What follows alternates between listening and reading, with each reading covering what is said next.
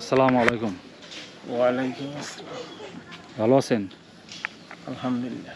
আচ্ছা, এই যে আপনাদের এই পুকুরেতে ঘটনাটা না, কোন পাশে এটা হয় ঘটনাটা? এই যে এই পাশে এই তো এই খোড়াটা সোজাই এই মাছ এই যে এই খোড়া সোজা সামনে না, মাঝখানে না? মাঝখানে। আচ্ছা, একটু ঘটনাটা একটু বলেন, কি ঘটনাটা আপনার? ঘটনাটা আমি প্রথম যেদিন দেখলাম এই দিন আপনার একটা তালের ডুমের মতন কালো এইভাবে এলান সোজাভাবে বাড়ছে। তারপরে আরেকদিন দেখলাম আপনার পানির উপরে উপরা 3 পা হাতের মতন আর কি উপরে উঠছে।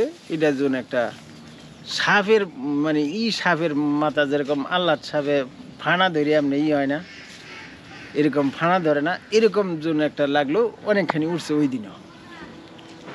তারপরে দ্বিতীয় আবার শেষ দিন যেটা দেখলাম এই যে তাল গাছের এই যে কাটা ইডা না, এই যে কাটা তাল গাছের ইডা না, এরকম ভাবে এতটুক মানে অল্প কিছুই উঠছে, উজাননি উঠটাই।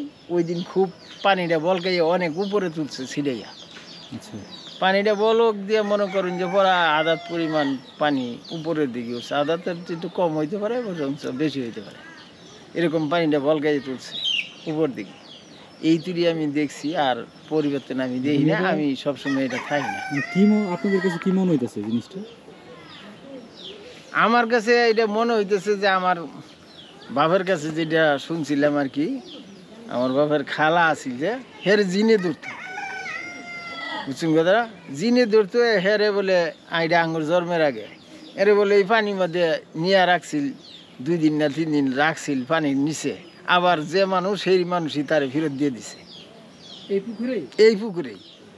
এটা পুকুরটা অনেক দিন আগের কথা, এটা আমার শোনা কথা আর কি, এটা আমরা দেখছি না। কত বছর আগে পুকুরটা খনন করা হয়েছে?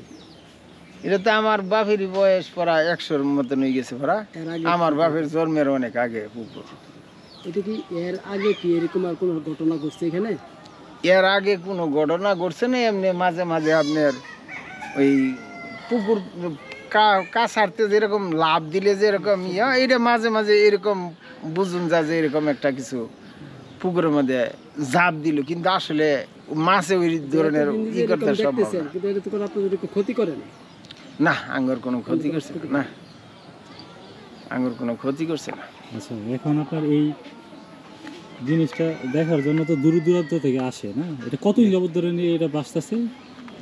পরা 20-25 দিন হয়ে গেছে, 20-25 দিনের মতন হয়ে গেছে। 20-25 মানুষ মানে কি মানুষে আসছে না, এরকম জায়গায় বইরে গেছে সব চারিফার পাহাড় দিয়ে। এটা কি মানে আপনার প্রতিদিনই মানে একবার করে বাসে শুনলাম? প্রতিদিনই একবার করে বাসতো, কিন্তু এই 2 দিন ধরে বাসে না।